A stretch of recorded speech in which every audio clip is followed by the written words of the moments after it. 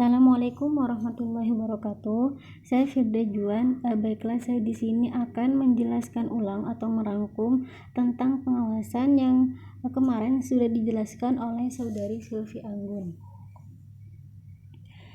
Baiklah, yang pertama pengertian pengawasan. Pengawasan itu bisa diartikan mengamati terus-menerus, merekam, memberikan penjelasan dan petunjuk.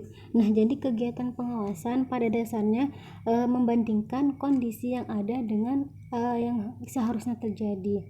Nah, apabila dalam proses ini terjadi penyimpangan atau hambatan di kemudian hari, maka segera dilakukan tindakan koreksi untuk memperoleh hasil yang lebih efektif.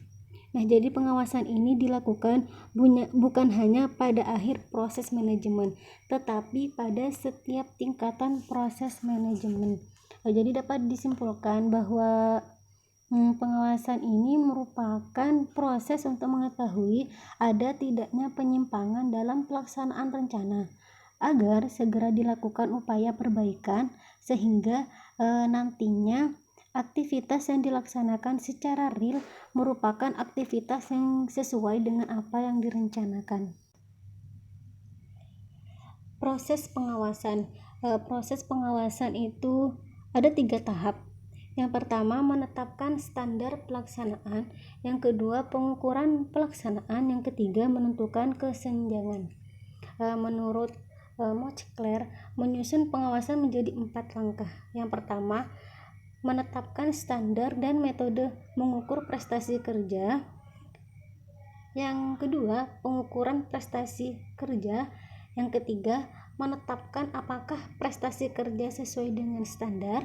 Dan yang keempat, mengambil tindakan korektif. Jadi maksudnya di sini hasil pengukuran yang menunjukkan terjadi penyimpangan-penyimpangan, maka dilakukan langkah korektif.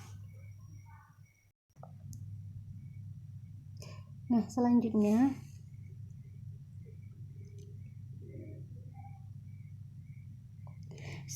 tujuan pengawasan.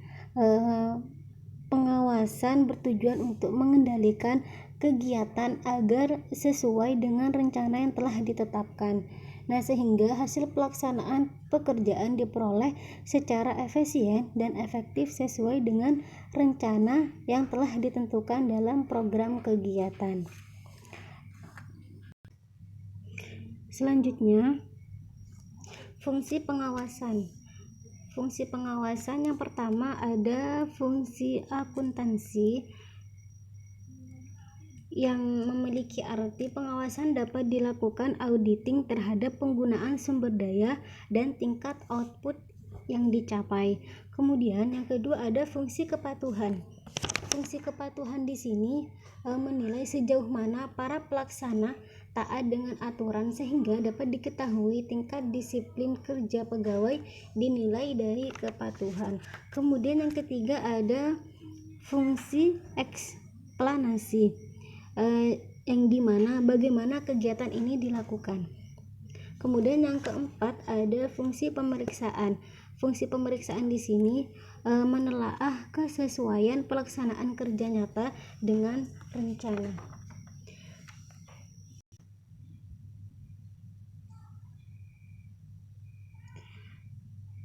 Baiklah, selanjutnya prinsip kerja pelaksanaan pengawasan.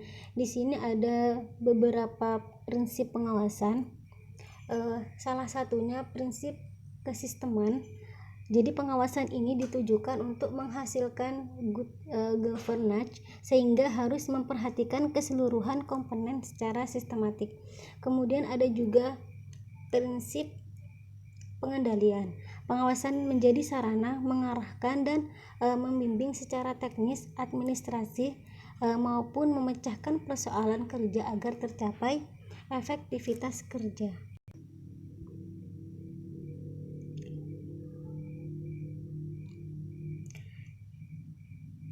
Selanjutnya manfaat pengawasan. Jadi manfaat pengawasan itu diharapkan menjadi suatu sarana yang berguna untuk menghilangkan atau mengurangi kebocoran-kebocoran, penyimpangan-penyimpangan, pemborosan dan penyalahgunaan kekuasaan dan kewenangan yang terjadi pada suatu organisasi. Selanjutnya, jenis manfaat pengawasan.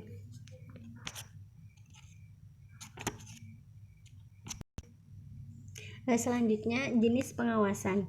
Jadi pengawasan itu ada 4. Ada pengawasan melekat, pengawasan fungsional, pengawas fungsional, dan yang terakhir pengawasan masyarakat. Mungkin cukup sekian dari saya. Thank you. Assalamualaikum warahmatullahi wabarakatuh.